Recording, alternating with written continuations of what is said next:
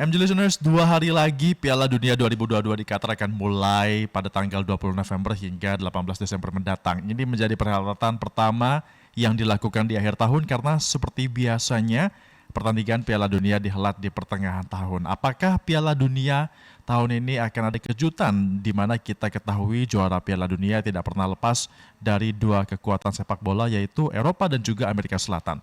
Lalu adakah kutukan juara tetap berlaku di Piala Dunia tahun ini? Untuk membahasnya saya sudah tersambung dengan pengamat sepak bola Roni Pangemanan. Selamat pagi Bung Ropan. Salam olahraga. Ya, selamat pagi. Selamat ya, salam olahraga. Oke, terima kasih Bung Ropan sudah bergabung bersama kami di MG Radio Network. Ya. Baik, Bung Ropan, tanggal 20 November nanti olahraga terbesar kedua di dunia setelah Olimpiade akan digelar di Qatar hingga tanggal 18 Desember nanti. Ini apakah akan ada kejutan, Bung Ropan? Kejutan dalam hal apa ini, Mas? Apakah ada juara dunia baru kejutannya atau yang perlu kita bahas pada yang ini? Match mana nih yang paling ditunggu-tunggu? Dan juga apakah peluang juara dunia akan ke siapa nih, Bang Ropan?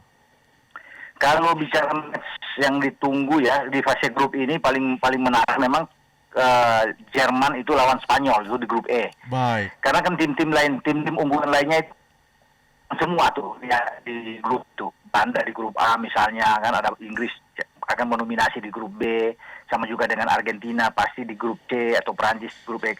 Yang rame itu di grup E karena ada dua tim Eropa yang kuat yang sama-sama pernah mengejar sebagai juara dunia, Jerman 4 kali dan Spanyol ya, walaupun baru 1 kali itu ketemu dalam satu grup ya. Walaupun di sana memang ada Costa Rica dan Jepang, tapi saya rasa ini pertandingan yang dinanti, seru pokoknya. Ya. Pasti akan seru Bung Ropan ya. Bung Ropan, tapi kalau misalnya kita lihat Piala Dunia 2022 ini merupakan putaran final yang kedua-dua turnamen sepak bola internasional 4 tahunan ini dan juga tentunya kedua kalinya digelar di Asia. Apakah Qatar akan mengulang kesuksesan Jepang dan Korsel sebagai penyelenggara dari tuan rumah Piala Dunia, Bung Ropan? Ya, kalau melihat dari angka persiapan mereka ya untuk menggelontorkan uang ini kan luar biasa ya. Terbesar sepanjang sejarah ya. Kalau bisa dikatakan kuat berapa triliun, berapa banyak sekali tuh. 220 juta atau miliar ya, euro. Ini luar biasa ya. Wah, kalau ini mereka harus lebih sukses dari Jepang dan Korea. Kalau bisa dari penyelenggaraan sudah luar biasa, apalagi hadiah untuk pemenangkan sampai disiapin tuh ada 6,5 triliun akan dibagi merata. Ya, di juaranya itu 650 miliar, itu juaranya. Iya, betul. Yang gagal aja di babak penyisian ini gagal, 16 tim yang gagal itu masing-masing 132 miliar. Itu yang gagal loh. Jadi kan kalau lihat dari sini memang ini luar biasa kalau bilang. Semoga mereka akan menjadi penyelenggara yang hebat lah, ya. Jangan cuma dari segi anggaran ketika mereka merenovasi stadion untuk menyiapkan 7 stadion hebat, satu ada renovasi, tapi kemudian tidak sebagus ya seperti yang diharapkan, diinginkan, karena aturan-aturan yang ada di kita ini itu yang mungkin bisa melemahkan ini untuk bisa mereka menjadi sebagai sebuah negara yang bisa menyelenggarakan dengan sukses gitu.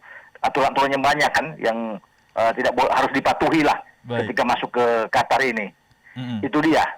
Ya, meskipun aturannya juga ada cukup banyak yang harus menyesuaikan dan sempat kontroversi juga. Betul. Ya, Bung Ropan ya. Kontroversi, iya, itu dia. Ya. Termasuk mereka bagaimana menyelenggarakan ini kan di sesuatu yang tidak pernah dilakukan di Piala Dunia kan. Bermain itu memutus di November Desember, biasanya di Juni Juli di musim panas, tapi sekarang mereka melakukan ini sehingga ini mengganggu stabilitas kompetisi-kompetisi yang ada di Eropa, yang harus berhenti. Harus berhenti di tengah jalan. Iya, kalau di Eropa biasanya itu mereka sudah selesai pada bulan Mei, fokus mereka itu langsung ke bulan Juni Juli untuk perhelatan Piala Dunia. Tapi sekarang kan enggak, main dulu kemudian berhenti sebentar baru masuk lagi di bulan Desember. Nah, ini cukup melelahkan bagi semua pemain. Setelah mereka selesai 18 Desember di Qatar, kemudian seminggu kemudian tampil di Inggris terus berputar lagi kompetisi. Bisa dibayangkan itu. Pemain nggak berhenti, belum sempat istirahat, baru 5 hari istirahat sudah main lagi di Boxing Day. Dan di Inggris itu ada yang namanya Boxing Day, itu Liga Inggris berputar. Nah, sebagian besar pemain-pemain yang hadir di Qatar ini itu semua lebih banyak bermain di Inggris. Bermain di, jadi itu yang menjadi masalah sekarang bagi pemain-pemain. Saya kan mereka itu kayak diperas tenaga mereka untuk bermain. Nggak berhenti. Biasanya mereka harus pulang ke negaranya untuk berlibur bersama dengan keluarga. Biasanya begitu. Habis Piala Dunia. Gitu, Mas. Tapi ini harus lanjut main lagi ya, Bung ya. Main lagi. Tapi kalau misalnya seperti itu, apakah nantinya Piala Dunia ini tetap akan menghadirkan match yang baik nggak ya untuk penonton?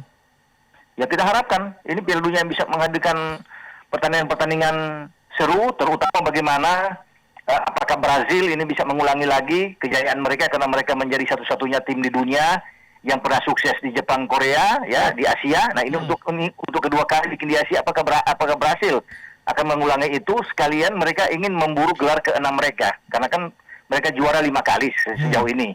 Untuk memburu gelar ke-6 mereka. Itu menjadi tantangan bagi Brasil dengan kedalaman skuad yang bagus. Tapi ada juga Argentina yang diunggulkan, difavoritkan untuk bisa menjadi juara. Nah ini kita akan tunggu. Duel antara Amerika Latin dan Eropa ini juga menarik. Karena sejauh ini dari 21 penyelenggaraan Piala Dunia, Eropa unggul dengan 12-9. Nah, Amerika Latin itu terakhir juara itu di 2002 di Jepang ketika Piala Dunia itu berlangsung di Asia. Selebihnya ke sini itu Eropa yang ini ambisi yang harus dipatahkan mungkin oleh wakil-wakil Amerika Latin, terutama Brasil dan Argentina. Sudah begitu lama sejak 2002 di Jepang, Korea, kemudian ini didominasi terus sama Eropa. Nah, kemana Amerika Latin? Padahal Amerika Latin pemain-pemain bagus semua. Nah, apakah ini akan menjadi juga panggung bagi Eropa di Qatar ini? Ya, kita tidak tahu. Pasti Eropa kan bagus-bagus juga. Walaupun tanpa Italia, tapi Eropa masih ada Prancis, masih ada Jerman, Inggris, Spanyol, Belgia, Portugal. Jadi ini kan menjadi tantangan besar bagi wakil Amerika Latin, terutama Brasil dan Argentina. Gitu, Mas Febri. Nah itu Bang Ropan, Italia kan sudah 4 kali juara dunia, tapi tahun ini tidak ikut serta, tidak bisa dalam Piala Dunia. Ini bagaimana Bang Ropan? Apakah tetap menarik nih ke depannya? Sangat disayangkan lah, mestinya kan Italia hadir ini. Orang banyak menginginkan Italia. Tapi ya salahnya di mereka, karena mereka bermain di kandang, masa nggak bisa menang melawan Makedonia Utara dalam playoff. Ini kan keterlaluan. Makedonia Utara itu kalau boleh dibilang ya satu level di bawah mereka, tapi sudah bermain di kandang pun masih bisa kalah sama Makedonia Utara. Ya sudah, memang ini kesalahan yang harus mereka tanggung, tapi sayang sekali bahwa ini tim yang diharapkan bisa hadir. Piala Dunia itu seakan-akan kurang kalau nggak ada Italia ya. Italia yang ditunggu-tunggu, tapi inilah sepak bola. Ya harus dijalankan terus, walaupun tanpa Italia, tapi masih ada Brasil kan, masih ada Argentina, ada Jerman, Inggris, jadi orang ingin lihat ada Prancis. Semoga ini kejutan-kejutan itu tidak terjadi, karena orang ingin melihat juga pertarungan sesungguhnya di 4 besar itu ketika Argentina, Brasil ada di sana atau Prancis ada di sana, misalnya dengan Jerman ini kan tim-tim yang sangat kuat, mewakili 2 dari Latin, 2 dari Eropa. Nah ini tapi kalau mereka sudah gugur di awal, nah ini menjadi tidak menarik. Kalau yang nantinya lolos itu misalnya Kroasia, Senegal, ya kan? Siapa yang menonton misalnya? Nah itu akan berkurang Piala Dunia itu dari segi kualitas. Kalau tim-tim yang ada apalagi 4 besar, kalau 4 besar itu tidak ada Brasil, tidak ada Argentina, tidak ada Prancis, tidak ada Inggris, tidak ada Spanyol, tidak ada Jerman. Itu siapa yang menonton Piala Dunia? Nggak ada. Jadi dari sisi bisnis juga ini akan mengurangi pemasukan, gitu. Baik, Bung Roman, tapi kalau misalnya kita melihat biasanya di Piala Dunia ini kan pemenangnya selalu silih berganti begitu ya, sangat back to back itu tuh tidak mungkin lah dikatakan di Piala Dunia. Tapi mungkin tidak di kali ini peluangnya seperti apa? Saya pikir memang selama ini orang bisa mengatakan sulit juara bertahan besar. Itu hanya pernah terjadi itu di Brasil. Itu Brasil juara dunia tahun 58 sama tahun 62. Jadi kalau banyak orang mengatakan bahwa tidak pernah terjadi back to back, salah. Yang ada Brasil pernah melakukan itu. Iya, pernah ada di tahun 58 zamannya Pele. Sangat langka tapi ya Bung ya, momen back to back itu mereka lakukan di Swedia, iya. Langka. Hanya Brasil yang bisa melakukan itu di 58 sampai 62. Di Swedia kemudian di Chili sebagai tuan rumah ya, mereka bisa menjadi setelah itu nggak ada pernah. Jerman sebenarnya pernah ingin melakukan itu, bahkan Jerman 3 kali masuk ke final, mestinya mereka bikin hat-trick. Cuma 1 kali mereka juara. Tahun 82 di Spanyol, mereka kalah dari Italia di final. Kemudian tahun 86 di Meksiko, Jerman ke final lagi kalah sama Argentina, Diego Maradona dan kawan-kawan. Kemudian tahun 90 di Italia, Jerman ke final lagi. Baru mereka bisa menjadi juara setelah lawan Argentina. Jadi kalau Jerman itu 3 kali hajar waktu, nah itu mereka bikin rekor. Jadi saya pikir memang ini sulit untuk bisa dilakukan oleh tim-timnya. Tapi siapa tahu, Prancis sebagai juara bertahan bisa melakukan itu di Qatar. Karena Prancis kan punya kedalaman skuad yang oke saat ini. walaupun tanpa Pogba dan N'Golo Kante, tapi mereka punya penyerang-penyerang yang luar biasa. Ada Benzema, ada Olivier Giroud, ada Kylian Mbappe, ya Antoine Griezmann. Wah, ini bagus-bagus. 4 predator terbaik di dunia yang ada di sana. Jadi memungkinkan mereka untuk back to back. Ini memungkinkan buat mereka. Artinya masih, ya, itu menurut saya peluang. Masih ada peluang back to back ya bagi Prancis untuk dapat mempertahankan gelarnya. Bisa. Cuma kalau saya lihat juga Prancis di Piala di Nations League, mereka agak kendor, agak menurun. Ya, saya juga tidak yakin ketika mereka itu jadi juru kunci di Nations League Eropa, kemudian mereka datang ke Piala Dunia di Qatar. Saya juga agak ragu nih, ini tim juara dunia, tapi di persaingan mereka bahkan kalah sama Denmark. Menariknya mereka ketemu lagi sama Denmark dalam satu grup. Setelah mereka kalah di Nations League. Tetapi kan ini kan Piala Dunia, tentunya beda, atmosfernya beda. Pasti akan lain, mental yang akan berbicara. Dan Prancis ini masih punya kesempatan untuk melakukan hal itu. Tadi juga Bung Ropan sempat singgung kalau 4 besarnya bukan dari negara-negara yang tentunya dengan pendukung banyak. Ini siapa yang nonton? Bahaya itu. Bung, ya? Tapi kan ada juga nih Bung, beberapa pemain yang tidak bisa ikutan cedera, seperti Paul Pogba dan juga Sadio Mane ini kan tidak ikut bermain. Itu bagaimana? Apakah tetap menarik nantinya? Saya pikir menarik, dan Mane kan diusahakan kan hadir bersama dengan Senegal, karena kalau Senegal itu tanpa Mane itu hilang habis. Apalagi mereka dalam pertandingan pertama di grup A menghadapi Belanda ya pada esok nanti tanggal 21-nya. Jadi saya pikir Mane akan tetap ada di sana dengan apapun, mereka akan coba untuk bawa. Tapi memang banyak pemain-pemain yang diharapkan hadir, Pogba, N'Golo Kante yang mestinya hadir, Jerman dengan tidak hadirnya Timo Werner yang cedera di saat-saat akhir, Brasil tidak membawa Bobby Firmino, Coutinho tidak ada di sana. Tapi saya pikir terlepas dari itu, tetap Piala Dunia ini adalah pengembang pemain-pemain terbaik sih yang akan kita lihat. Karena Neymar masih ada di Brasil, Messi masih ada di Argentina, Cristiano Ronaldo masih ada di Portugal. Jadi nama-nama ini masih menjual lah. Ya, Prancis masih dengan Kylian Mbappe. Jadi oke lah secara kualitas saya pikir bisa lah ini Piala Dunia ini. Ya, ini menarik juga gitu, tadi Bung Ropan katakan Messi dan juga Cristiano Ronaldo. Ini banyak juga fans yang menginginkan mereka bisa bertemu nih, Bung Ropan. Kira-kira peluangnya seperti apa ya? Oh, cukup terbuka. Jadi bisa dibayangin kalau Argentina ke final dan lawannya Portugal. Ini menarik, sangat menarik. Kenapa sangat menarik? Ya, ini karena dimainkan oleh 2 pemain yang selama ini hampir dalam 2 dekade itu mendominasi dunia di Ballon d'Or. Dan dua-duanya belum pernah mengangkat trofi Piala Dunia. Argentina boleh juara dunia 2 kali, tetapi Messi tidak pernah melakukan itu. 2014 terakhir Messi membawa Argentina ke final kalah sama Jerman. Makanya kan dia menangis waktu itu di final, walaupun dia dinobatkan sebagai pemain terbaik, tapi dia tidak menerima itu. Karena target dia adalah juara dunia, dan dia tidak dapatkan waktu itu. Sekarang adalah waktu terakhir. Nah, lebih menarik lagi, keduanya akan setelah turnamen di Qatar ini. Jadi kalau mereka ketemu di final, wah ini banyak cerita-cerita yang bagus. Ya, dua-duanya. Ya, di Ronaldo udah usia 37, sekarang 3 tahun lagi dia akan 40 tahun, Messi 35 tahun saat ini. Tidak mungkin lagi akan ikut sudah 39 tahun bersama dengan Argentina. Jadi ini adalah akhir karir dari kedua pemain tersebut sebelum gantung sepatu, dan kalau mereka ke final ini pertama kali siapapun menjadi juara untuk angkat trofi. Messi akan angkat trofi pertama kali, Ronaldo akan angkat trofi pertama kali, dan sejarah bagi keduanya. Nah, kita tunggu. Kita tunggu ini. Itu masalahnya juga Argentina sebelum ke final itu harus lewat lawan Brasil. Itu Mas Febrian. Kalau di bagan itu sebelum ke semifinal dia mesti ketemu Brasil dulu. Nah, siapa yang akan kalau kalah Brasil udah nggak mungkin ke final kan? betul.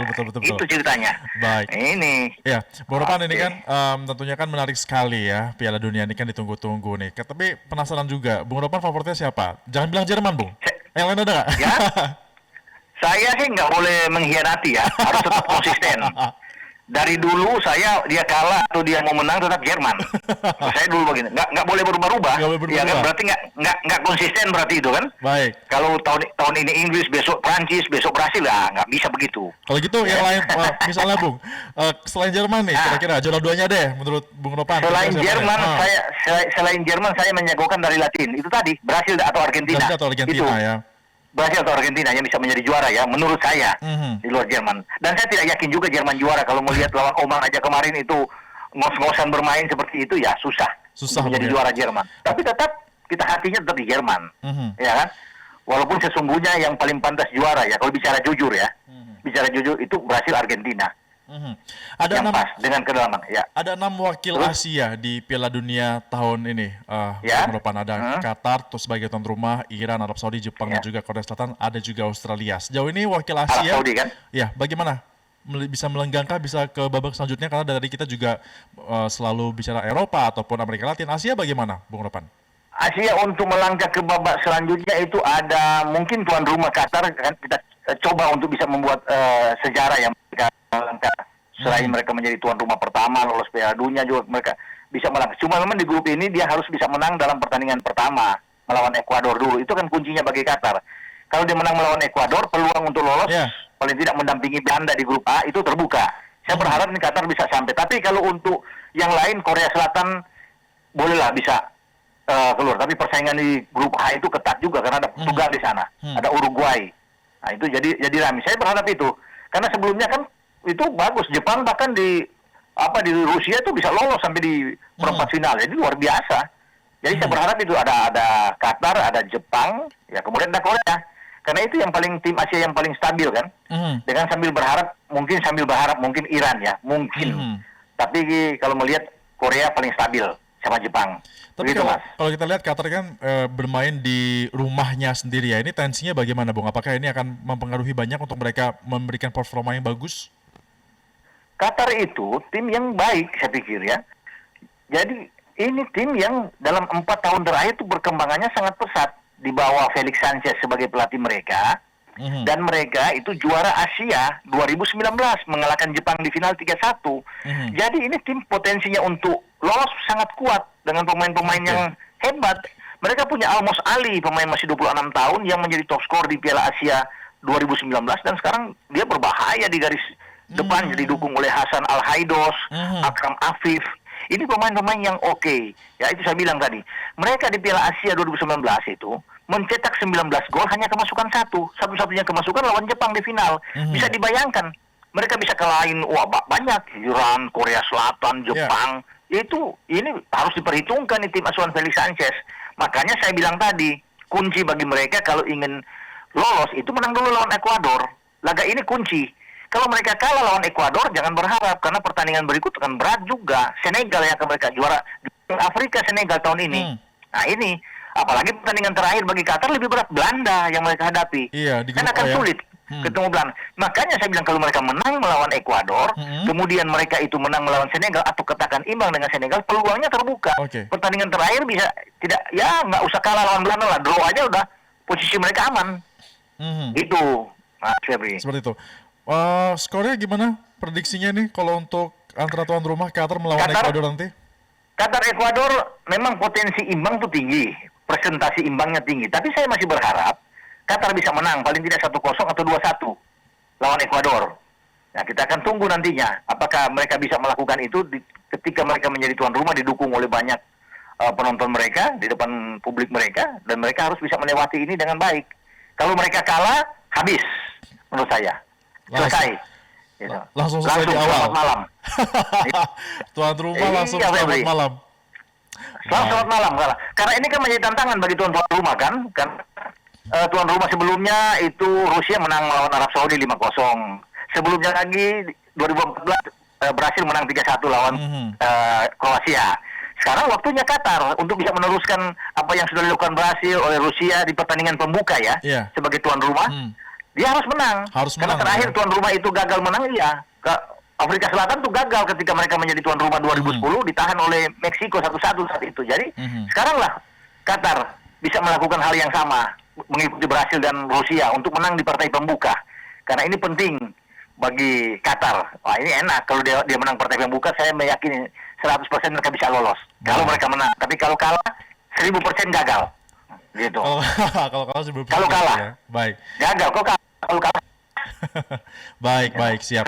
Terima kasih Bung Ropan, seru sekali pembicaraan kita pada hari ini. Kita harapkan dan juga kita nantikan nanti ini Piala Dunia bisa menyajikan pertandingan yang menarik dan juga bisa memuaskan para fans yang sudah cukup lama menantikan Piala Dunia tahun 2022 ini. Terima kasih pengamat sepak bola Ropan Kalimanan atas waktunya. Salam sehat dan selamat kembali beraktivitas, Bung Ropan.